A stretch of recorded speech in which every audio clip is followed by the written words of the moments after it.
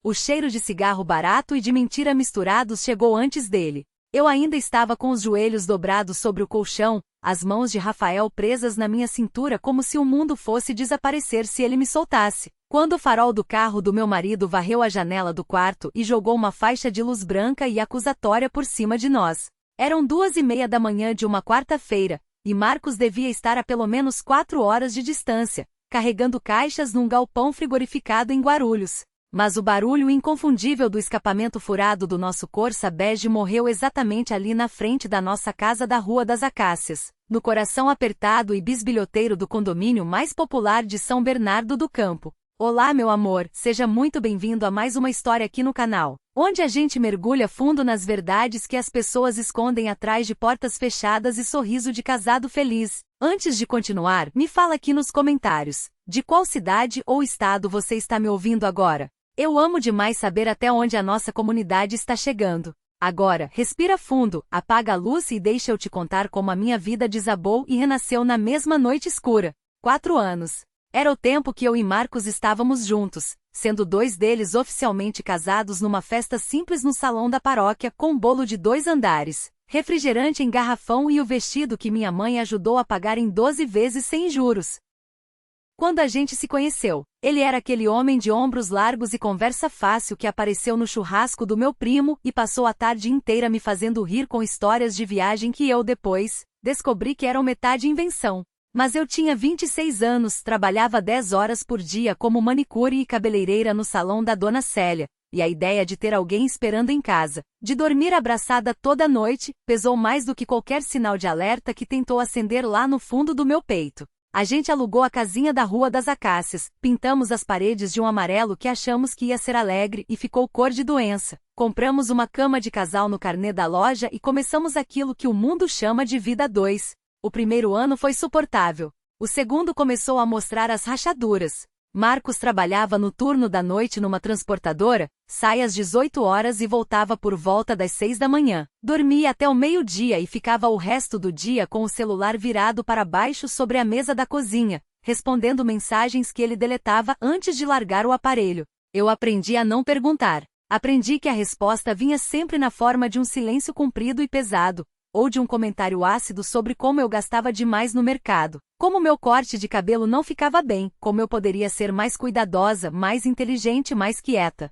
Ele não gritava. Gente que grita, a gente sabe que está brigando. Marcos usava a voz baixa, quase carinhosa, para dizer as coisas que mais cortavam. E eu fui me tornando menor dentro da própria casa, ocupando cada vez menos espaço, dormindo cada vez mais perto da beira do colchão para não encostar nele por acidente e ouvir que eu estava sufocando. Foi o salão que me trouxe Rafael de volta para a minha vida. Ele havia sido colega de escola lá atrás, reapareceu como cliente trazido por uma amiga em comum, e no primeiro dia em que se sentou na minha cadeira e os nossos olhos se encontraram no espelho, algo que eu havia enterrado há muito tempo chutou o caixão por dentro. Rafael era barbeiro, tinha aberto um estúdio próprio a 3 quadras do salão da Dona Célia, e começou a aparecer para almoçar perto dali com uma frequência que foi aumentando de forma gradual, inocente demais para ser inocente. A gente conversava sobre séries, sobre o boleto que nunca cabe no salário, sobre as histórias malucas dos clientes. E ele me olhava, simplesmente me olhava, com aquela atenção total e presente que o meu marido havia retirado de mim tão sistematicamente que eu havia esquecido como era receber esse tipo de coisa sem precisar pedir. O perigo se instalou devagar, da forma que todo perigo verdadeiro se instala, parecendo completamente natural, parecendo apenas amizade, parecendo apenas reconhecimento. A primeira vez que Rafael encostou a mão na minha foi numa noite de chuva pesada, depois de um happy hour na sorveteria que virou o bar da esquina.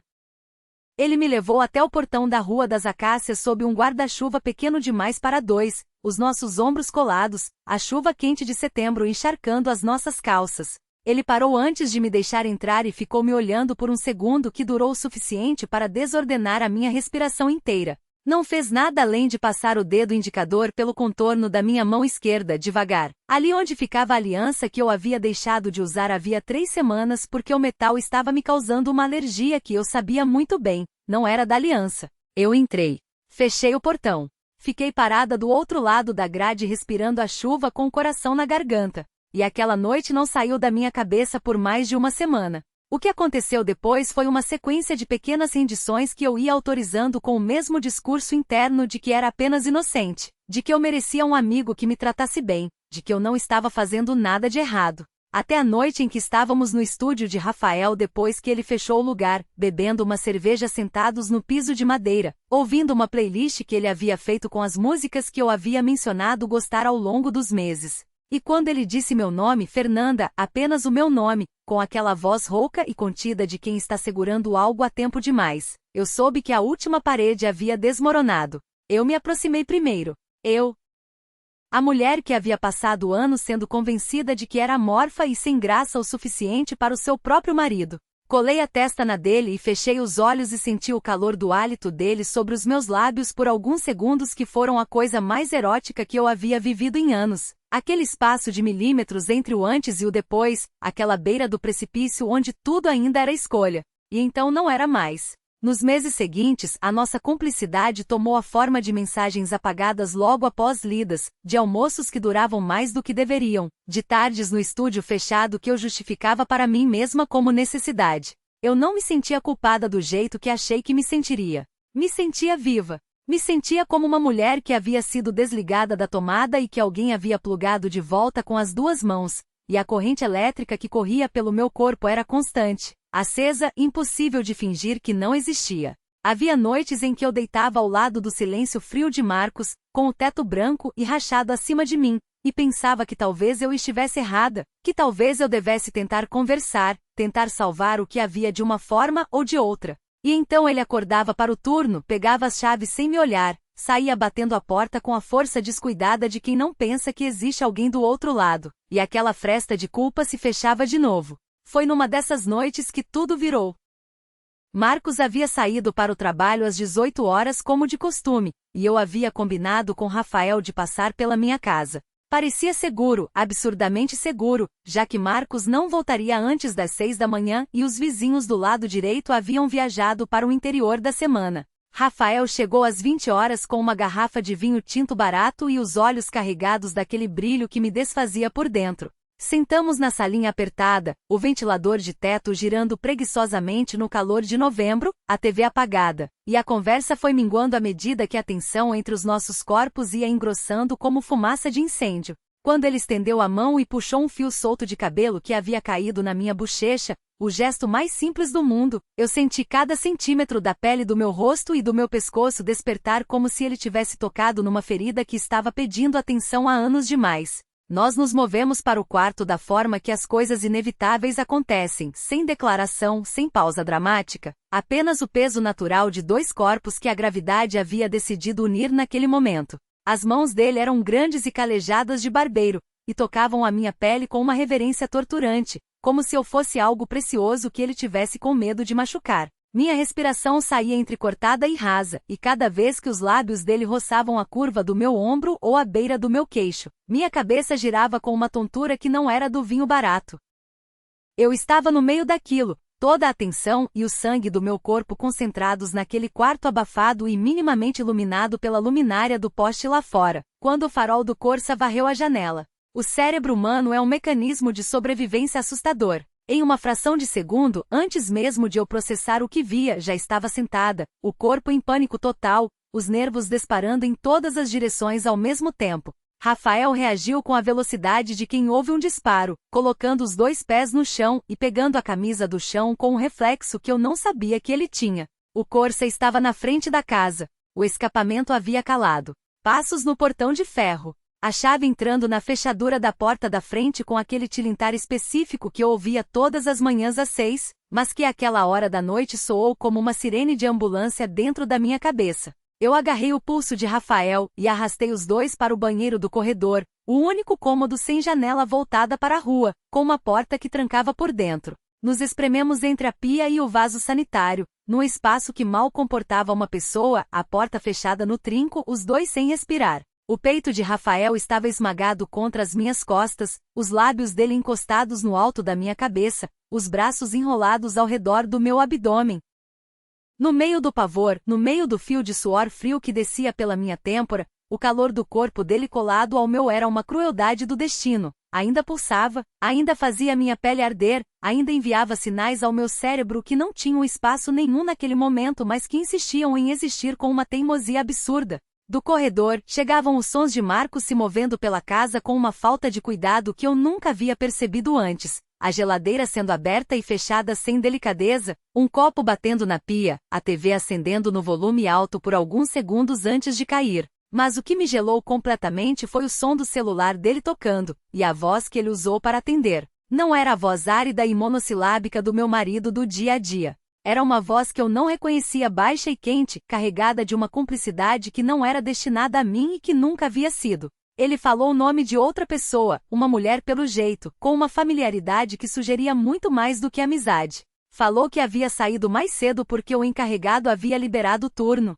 Falou que ia ligar mais tarde. E então disse algo que fez o chão sumir debaixo dos meus pés. Disse que estava em casa resolvendo umas coisas da apólice. Que o corretor havia confirmado que estava tudo certo. Que em questão de semanas estaria tudo acertado e ele poderia finalmente virar essa página. A voz do outro lado murmurou algo que eu não ouvi, e ele deu uma risada curta e seca antes de desligar. Apólice.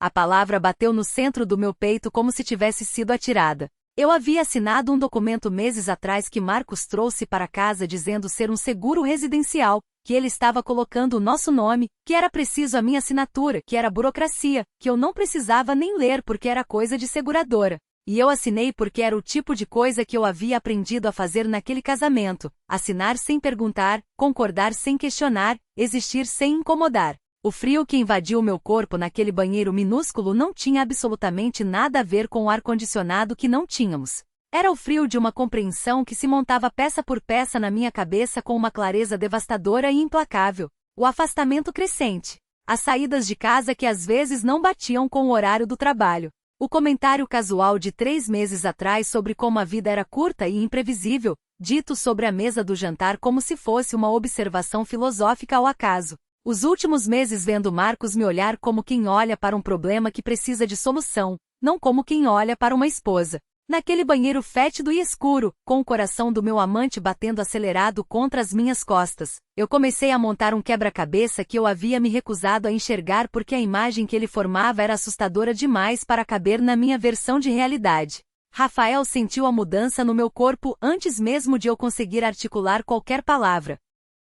Eu havia parado de tremer de medo e começado a tremer de outra coisa, mais fria, mais afiada. Ele aproximou a boca do meu ouvido e, num fio de voz que mal existia, perguntou se eu estava bem. Eu virei o rosto devagar até os nossos narizes quase se tocarem naquele escuro e apertado, e ele viu nos meus olhos o que eu estava sentindo, porque apertou mais os braços ao meu redor numa forma que não era de desejo mas de proteção. Um abraço de alguém que entende que a pessoa dentro dos seus braços acaba de descobrir algo que vai mudar tudo. Do lado de fora, Marcos se moveu pelo corredor. Os passos pesados passaram pela porta do banheiro e seguiram para o quarto. Eu ouvi o rangido da cama, o barulho do celular pousado na mesinha de cabeceira, e depois o silêncio espesso de quem adormece sem peso na consciência. Rafael e eu ficamos estáticos por mais 40 minutos que eu contei pela batida irregular do meu coração, os dois de pé naquele espaço impossível sem falar, sem se mover, os seus lábios ocasionalmente tocando o alto da minha cabeça numa forma de consolo tão contido e genuíno que eu precisei morder o lábio com força para não deixar o choro sair e entregar tudo.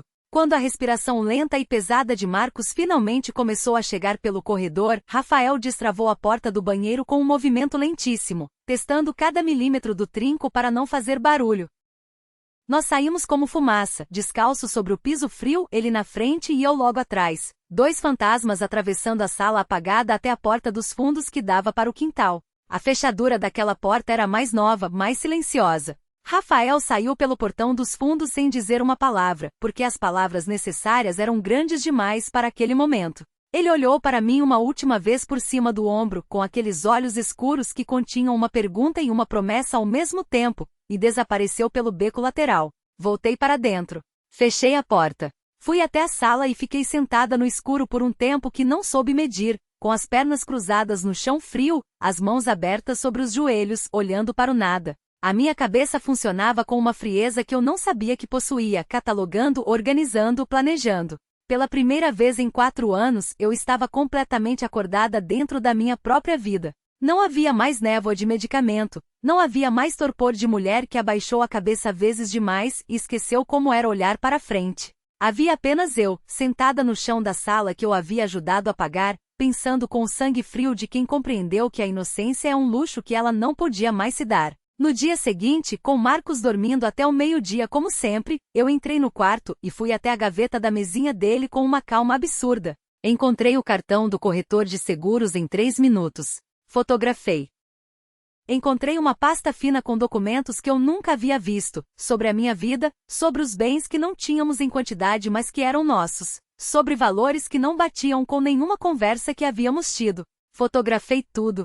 Mandei para o meu próprio e-mail com o assunto em branco. Devolvi cada papel exatamente como estava, fechei a gaveta, fui até a cozinha e coloquei a chaleira para ferver. Quando Marcos acordou e veio até a cozinha em busca de café, eu estava sentada na mesa com uma xícara na mão e um sorriso no rosto que levou anos de casamento com um homem dissimulado para eu aprender a fabricar. Perguntei se ele havia dormido bem. Ele disse que sim, sem me olhar. Eu disse que estava tudo bem, com uma paz tão serena e tão absolutamente falsa que eu mesma me assustei com a minha capacidade de performar. Ele pegou o café, voltou para o quarto, e eu fiquei olhando para o fundo da minha xícara com um plano se solidificando na minha mente como concreto secando. Não ia embora. Não ainda. Não da forma que ele havia imaginado, desamparada, sem documentos, sem provas, sem nada para apresentar a ninguém. Eu ia ficar naquela casa do jeito exato que ele havia me treinado a ficar. Quieta, previsível, invisível. Ia sorrir nos jantares, ia dormir na beira da cama, ia continuar sendo o enfeite sem graça que ele achava que tinha sob controle. E enquanto ele dormia tranquilo convicto da sua impunidade, eu ia ligar para o advogado que a dona Célia havia me indicado meses atrás quando eu havia fingido perguntar por uma amiga. Ia entregar as fotografias.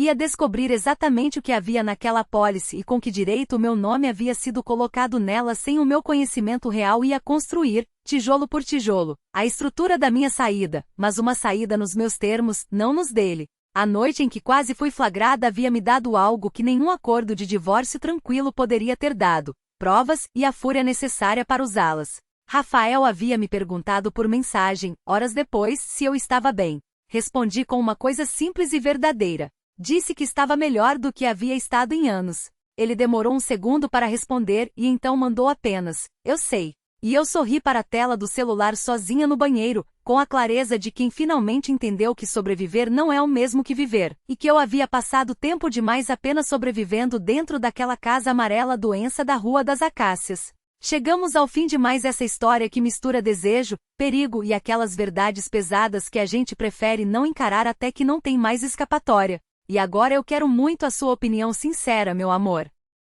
Colocando-se no lugar da Fernanda, diante de uma traição que vai muito além da infidelidade emocional, chegando ao ponto de uma possível armadilha financeira e pessoal. Você acha que ela fez certo em ficar e jogar o jogo por dentro, usando a frieza como arma? Ou certo, mesmo sem nenhuma garantia, seria ter pegado aquelas fotografias, saído por aquela porta dos fundos com Rafael e nunca mais olhado para trás, priorizando a própria segurança acima de qualquer vingança? Escreve aqui embaixo, porque essas escolhas não têm resposta fácil, e é exatamente por isso que eu preciso ouvir você. Se essa história fez seu coração apertar, você já sabe o que fazer. Se inscreve no canal, ativa o sininho e fica com a gente, porque os segredos mais perigosos estão sempre escondidos nas coisas que parecem mais comuns. Um beijo enorme, cuida de você, e até o nosso próximo encontro.